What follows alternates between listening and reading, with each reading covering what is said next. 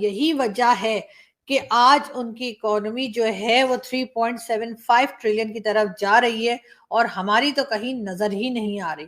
लेकिन बहरहाल देखते हैं कि क्या होता है, मगर इस वक्त बात समझने की है और समझदार अगर कोई मौजूद है उसमें हमारे यानी पॉलिसी मेकर्स में, अगर किसी के पास थोड़ी सी भी अक्ल है तो उसको ये समझ लेना चाहिए कि इस वक्त भारत से आपको टर्म्स बेहतर करने हैं। बाकी जो वो लोग शर्तें लगाते हैं कि जी टेररिज्म पे कंट्रोल करेंगे तो बात होगी, ये जो टेररिस्ट ग्रुप आपने पाल रखे हैं उनको आप रोकेंगे तब बात होगी, तो वो अगर आप रोकना चाहें तो आप रोक सकते हैं, क्योंकि वो आपने खुद क्रिएट किए हैं और वो आपने खुद बनाए थे, कभी अफगानिस्तान के लिए, कभी कश्मीर के लिए या कभी कहीं और के लिए। तो अब ये और बात है कि अब वो कहीं नहीं जा रहे और यहीं पे आप लोगों की बैंड बजा रहे हैं, तो इसलिए आपके होना ये चाहिए कि आप उनको कंट्रोल करें। और जैसा कि कई लोग कहते हैं, फाइनेंस मिनिस्टर निर्मला सीतारमण के ऑफिस से एक ट्वीट किया गया। बताया गया कि भारत दुनिया की 10वीं सबसे बड़ी अर्थव्यवस्था में से 5वीं सबसे बड़ी अर्थव्यवस्था वाला देश बन गया।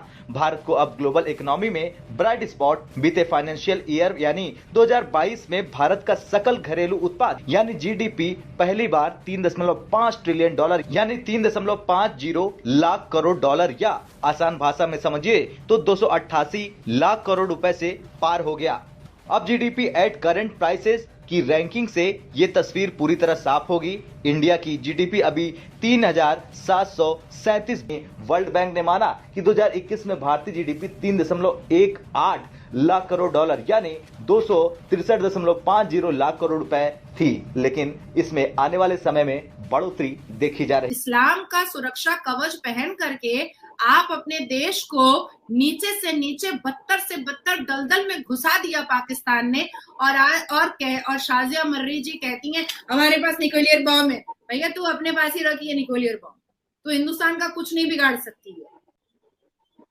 इनको नहीं समझ में आएगी बात। किसी भी देश, एक चाइना को अपना आका बना करके ये सोचते हैं कि भाई इन्होंने बहुत बड़ा तीर मार लिया है। हमेशा ये कहता हूं, हम सब हिंदू थे पहले, हिंदू से कोई मुसलमान सीधे हो गए, कोई सिख हो गए, कुछ हो गए, लेकिन इसमें कोई शक नहीं, वी आर वन पीपल। अब खाते एक जैसे हैं, सोचते एक जैसे हैं। अब हवाओं के रुख किस तरह चेंज कर लेंगे? अब हवाओं की सोचों के रुख तो तब्दील नहीं होंगे ना, वो किस तरह कर लेंगे? हॉलीवुड की मूवीज, बॉलीवुड की मूवीज पाकिस्तान में क्यों इतना चलती है? सोचिए एक है, आपके गाने इतने क्यों चल रहे हैं? मैं अगले दिन हैरान हो गया था, किसी को मैंने बताया वो सिंधु मूसेवाला जो था उसका किसी ने साहिवाल के अंदर खत्म कराया, बच्चे ने, किसी ने कुरान पाक का खत्म कराया क्योंकि उसकी बरसी थी। अब उसकी सोचों को किस तरह ताला लगाएंगे? तो वो मैं ये बात कर रहा था कि इन्होंने बताया ये जा रहा है जी कि इंडिया की जो जीडीपी है वो 3.75 ट्रिलियन पे पहुंच जाएगी 2023 में। यानी कि इतना पैसा इतना पैसा इतना पैसा कि आप समझिए कि तकरीबन 3.75 ट्रिलियन का बताया जा रहा है जीडीपी भारत की जो है वो हो जाएगी इसी साल 2023 में ही बताया जा रहा है।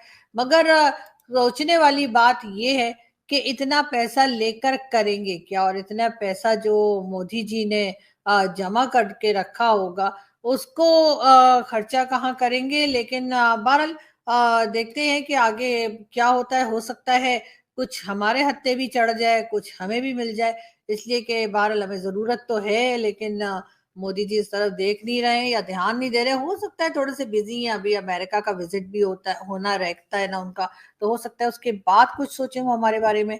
दुनिया भर में भारत का डंका बज रहा। भारत देश सबसे तेजी से बढ़ने वाली अर्थव्यवस्था बन गया और तो और अब तो अपने देश को ग्लोबल इकोनॉमी में ब्राइट स्पॉट भी माना जाने लगा। ब्राइट स्पॉट यानी भारत की अर्थव्यवस्था में इतनी ताकत है कि वैश्विक अर्थव्यवस्था यानी ग्लोबल इकोनॉमी में आने वाले किसी भी संकट से भारत के विकास पर कोई असर नहीं पड़ेगा। देश की इकोनॉमी भी फराटेदार स्पीड से ग्रो कर रही।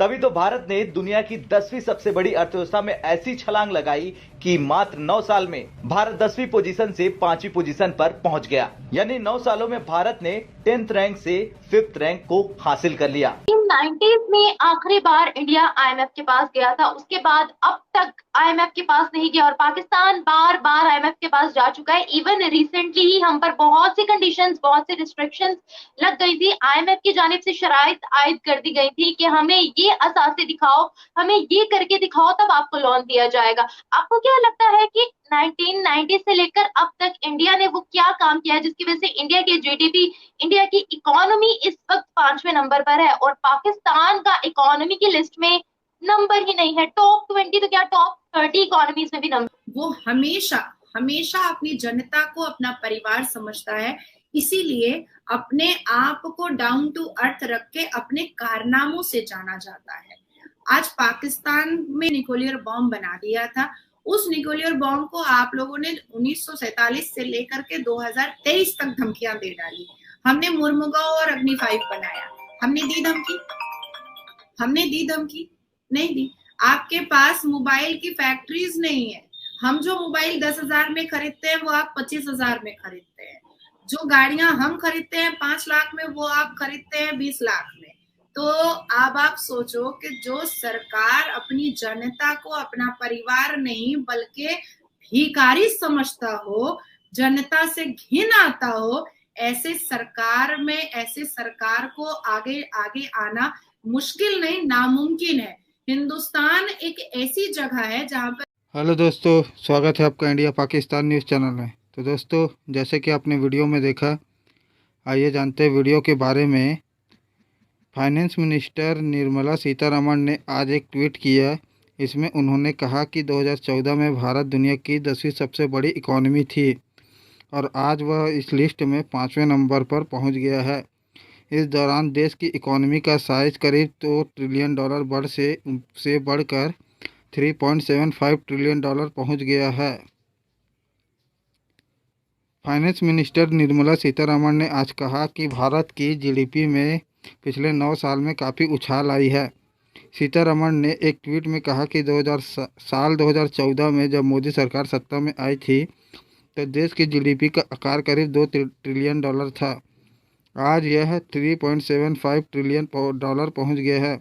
तब भारत दुनिया की सबसे बड़ी इकॉनमी थी, जबकि आज वह 5वें स्थान पर पहुंच चुका है।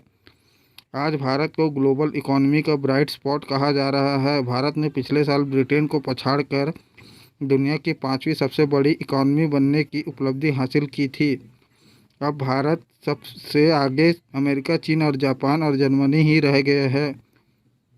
फाइनेंशियल ईयर 2023 में भारत की जीडीपी का ग्रोथ 7.2% रहने का अनुमान है, जो उम्मीद से बेहतर है। दुनिया की बाकी देश जहां मंदी की आशंका में जी रहे हैं, वहां भारत की इकॉनमी रॉकेट की स्पीड से बढ़ रही है।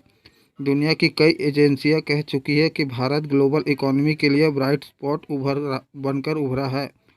अमेरिका $26.854 ट्रिलियन इकॉनमी के साथ दुनिया की सबसे बड़ी इकॉनमी है। चीन $19.347 ट्रिलियन के साथ दूसरे और जापान $4.410 ट्रिलियन के साथ तीसरे नंबर और जर्मनी $4.309 ट्रिलियन के साथ चौथे नंबर पर है।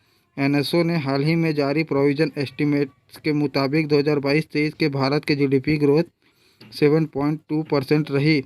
हाल में आंकड़े इस बात की तस्दीक होती है कि भारत की इकॉनमी जोर पकड़ रही है। आईएमएफ के मुताबिक इस साल भारत की इकॉनमी दुनिया में सबसे तेज़ी से ग्रोथ करने वाली इकॉनमी होगी। जीएसटी कलेक्शन, मैन्युफैक्चरिंग पीएमआई और ऑटो कंपनियों की बिक्री जैसे फैक्टर इस बात के संकेत है कि भारत की इकॉनमी तेज़ी से बढ़ रही है।